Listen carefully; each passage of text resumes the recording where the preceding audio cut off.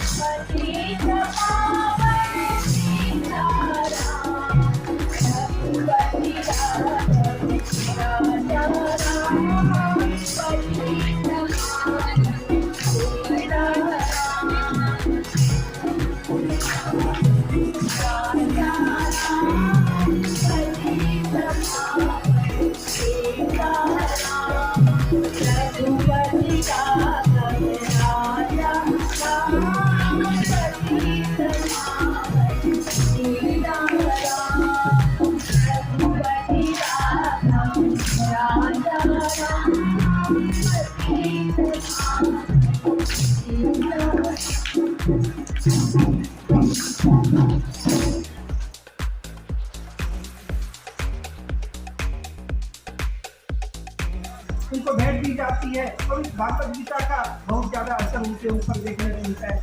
जो भी तस्वीर है उन तस्वीरों में उनको भागवत गीता को साथ में लिए हुए दिखाया जाता है। फिर इसके बाद में 1893 ईस्वी में वो दक्षिण अफ्रीका जाते हैं, जहाँ पर एक मुकदमे की पैरवी के लिए उनको दक्षिण अफ्रीका जाना पड़ा। लेकिन इस दक्षिण अफ्रीका में जाकर के भी उनका अनुभव बड़ा ही कड़वा रहा। उन्होंने फर्स्ट क्लास की टिकट ले रखी थी, लेकिन अंग्रेजों ने उनको ट्रेन से उतार करके उनको धक्के दे करके प्लेटफॉर्म पर गिरा दिया। हालांकि उनके पास फर्स्ट क्लास का टिकट था, लेकिन फिर भी अंग्रेजों की नजरों में वो कोई भी भारतीय जो काला हो या अश्वेत हो वो फर्स्ट क्लास में चढ़ने का उत्तराधिकारी नहीं है, तो उनको उससे उतार दिया जाता है। और यही देखिए विडंबना देखिए कि जिस ट्रेन से अंग्रेजों ने उनको उतारा और अपने ही देश के महात्मा गांधी ने उसी अंग्रेजों को भगा दिया, कितनी बड़ी बात थी।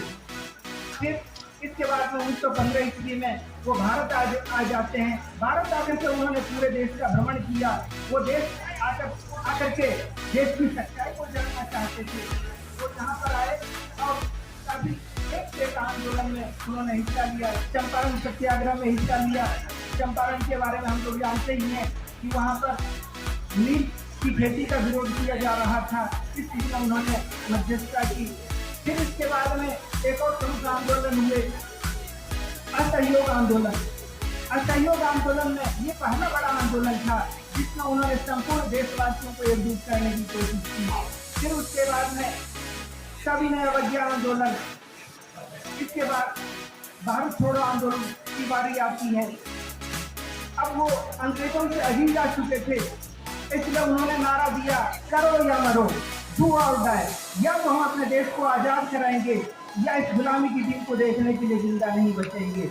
और उन्होंने ये भी नारा दिया, अंग्रेजों भारत छोड़ो, अंग्रेजों भारत छोड़ो। फिर इससे पहले की आंदोलन शुरुआत कर पाते गांधी जी समेत कई नेताओं को गिरफ्तार कर लिया गया और देश की जनता को बहुत ज्यादा गुस्सा आया। गांधी जी को गिरफ्तार करके कहाँ रखा गया है कोई जानकारी नहीं थी, इसलिए देश की जनता